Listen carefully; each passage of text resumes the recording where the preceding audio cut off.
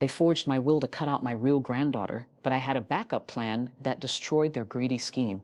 My name is Dorothy Mae Jenkins, and at 81 years old, I thought I had seen every kind of family betrayal possible until my own son and daughter-in-law tried to steal my granddaughter's inheritance by forging legal documents and bribing corrupt officials. But they underestimated this old woman and the lengths I would go to protect the child who truly deserved everything I had worked for. I had always been careful with money, working as a seamstress for 50 years and investing wisely to build an estate worth over $400,000 that included my house, my late husband's life insurance, money and savings that I had accumulated through decades of careful planning.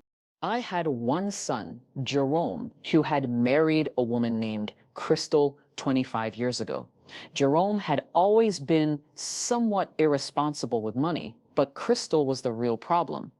She was manipulative, greedy, and had spent years trying to get control of my finances. Jerome and Crystal had one daughter, Tiffany, who was now 28 years old. Tiffany had grown up to be just like her mother, selfish, entitled, and constantly asking me for money to fund her expensive lifestyle. But I also had another granddaughter, Jasmine, who was the daughter of my late daughter, Maria, who had died in a car accident when Jasmine was only 5 years old. Jasmine was now 26 years old and had been raised by her father's family after Maria died, but she had always remained close to me, visiting regularly and helping me with household tasks and errands. Jasmine was everything that Tiffany was not: kind, hardworking, respectful, and genuinely caring about my well-being rather than my money. Jasmine worked as a nurse at the local hospital, had put herself through college without asking for financial help, and was raising two young children on her own after her husband died in military service. I had always planned to leave the majority of my estate to Jasmine because she was the one who truly needed and deserved the inheritance. My original will left $50,000 to Jerome and Crystal, $100,000 to Tiffany, and $250,000 plus my house to Jasmine. I felt this was fair because Jasmine had young children to support and had faced more hardships than anyone else in the family. But when Jerome and Crystal learned about my will during a family discussion about estate planning, they were furious. Crystal accused me of playing favorites and demanded that I change the will to give Tiffany an equal share with Jasmine. When I refused, Crystal became hostile and started making threats about cutting off my contact with Jerome and about putting me in a nursing home if I didn't comply with her demands. Jerome supported his wife and told me that if I didn't treat his daughter fairly, he would have no choice but to limit my access to their family. I was hurt by their threats, but I refused to change my will because I knew Jasmine needed the money more than Tiffany, who had never worked a steady job and spent money recklessly on designer clothes and expensive vacations. After our argument, Jerome and Crystal stopped visiting me and would not return my phone calls. Tiffany also stopped coming to see me. And when I tried to contact her, she told me that her parents had advised her not to associate with someone who was being unfair to the family. Only Jasmine continued to visit me regularly, bringing her children to see me and helping me with grocery shopping, medical appointments, and household maintenance. 6 months after our argument, I began receiving legal documents in the mail that confused and alarmed me. The first document appeared to be a revised will that I supposedly had signed, giving equal portions of my estate to both Jasmine and Tiffany. I was shocked because I had never signed such a document, and I immediately recognized that my signature had been forged. The second document was a power of attorney form, giving Crystal legal authority to make financial and medical decisions on my behalf. Again, my signature had been forged, and I had never authorized Crystal to have any control over my affairs. The third document was a mental competency evaluation, claiming that I had been diagnosed with dementia and was no longer capable of managing my own financial affairs. This document was supposedly signed by a doctor I had never met and contained medical information that was completely fabricated. I realized that Jerome and Crystal were trying to steal my estate by creating fake legal documents that would give them control over my money.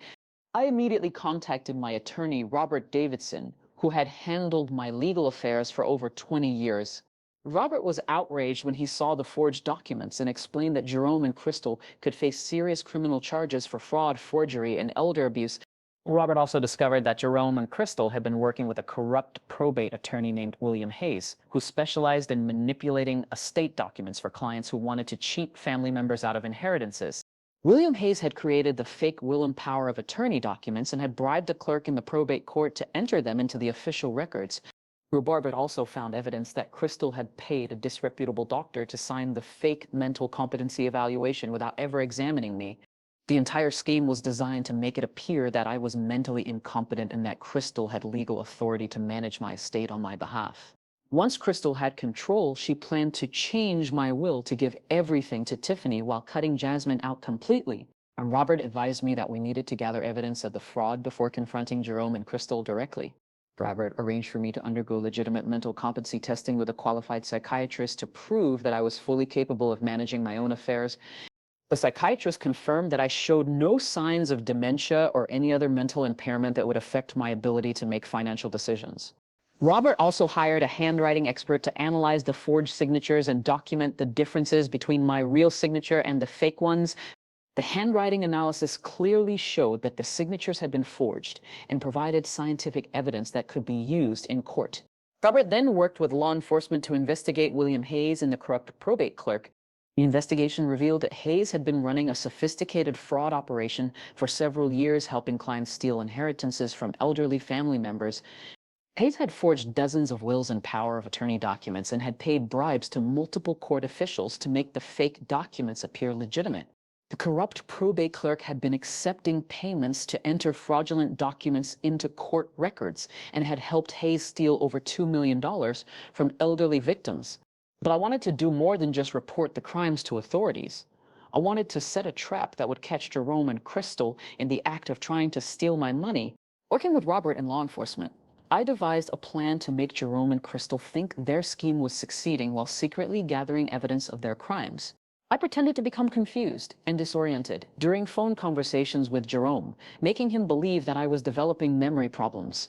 I also started making mistakes with simple tasks. When Jasmine visited, allowing her to witness behavior that seemed consistent with early dementia, Jasmine was concerned about my apparent decline and suggested that I see a doctor, but I assured her that I was just having some bad days and would be fine. Meanwhile, Robert secretly arranged for surveillance equipment to be installed in my home to record any conversations with Jerome Crystal or their associates. Robert also worked with federal agents to monitor communications between William Hayes and the corrupt probate clerk. Within 2 weeks of implementing our plan, Jerome and Crystal took the bait. They arrived at my house with William Hayes and a woman they claimed was a social worker who needed to evaluate my living situation. I pretended to be confused and disoriented while the hidden cameras recorded everything.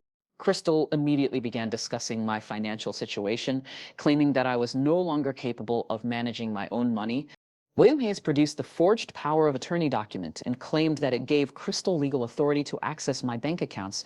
The fake social worker said that I needed to be placed in a memory care facility for my own safety and that Crystal should take control of my finances immediately. Jerome acted reluctant, but eventually agreed with Crystal, saying that it was for my own good. Crystal then asked me to sign additional documents that would give her immediate access to my bank accounts.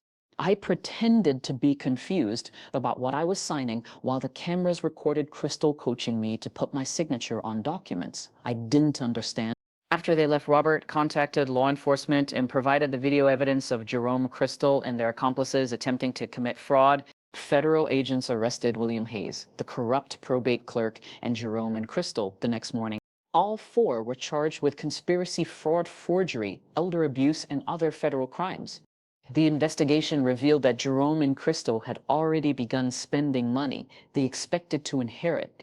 They had taken out loans against my estate and had made expensive purchases, assuming they would soon control my finances. Jerome and Crystal had also been telling people in the community that I had dementia and that they were heroically taking care of my affairs. When the truth came out, Jerome and Crystal faced not only criminal charges, but also public humiliation as everyone learned about their attempted theft. The trial lasted 3 months and featured testimony from handwriting experts, psychiatric evaluators, and federal investigators. I testified about how Jerome and Crystal had tried to manipulate me and steal Jasmine's inheritance. Jasmine also testified describing how Crystal had tried to turn the family against me and had pressured Jerome to cut off contact unless I changed my will. And William Hayes was convicted and sentenced to 15 years in federal prison. The corrupt probate clerk received 10 years in prison. Jerome was convicted of conspiracy and fraud and sentenced to 8 years in prison. Crystal was convicted of elder abuse, fraud, and conspiracy and sentenced to 12 years in prison.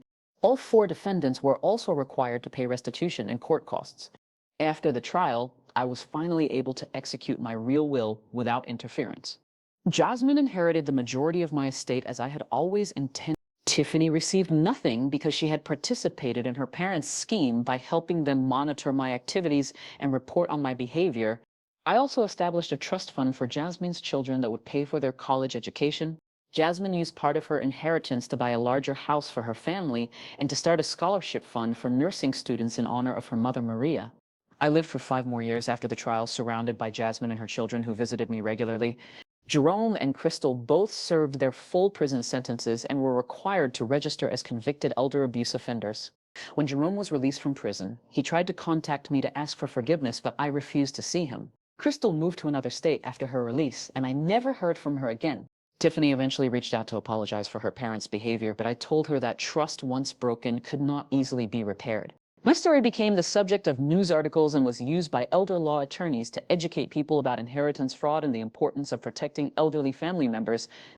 I proved that being old does not mean being helpless, and that family members who try to steal from elderly relatives face serious consequences. Dorothy Mae Jenkins showed that careful planning and legal preparation can protect against even sophisticated fraud schemes.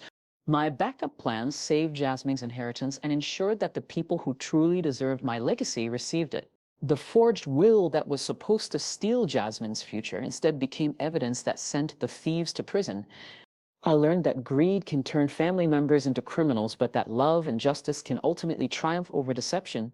My story became a warning to other families that inheritance theft is a serious crime with devastating consequences for both victims and perpetrators. Jasmine and her children continue to thrive, thanks to the inheritance that was nearly stolen from them. They honor my memory as memory by using their blessings to help others and build a better future.